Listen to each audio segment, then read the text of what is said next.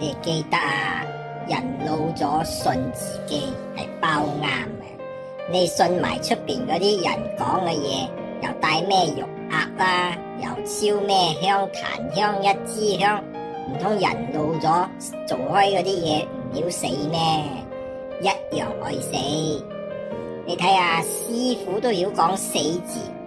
其實我哋人一出世咧，到死嗰我哋都係賭緊，真係。師傅都要講死字，你哋人老咗，我一講死字，你哋做乜發驚發毛？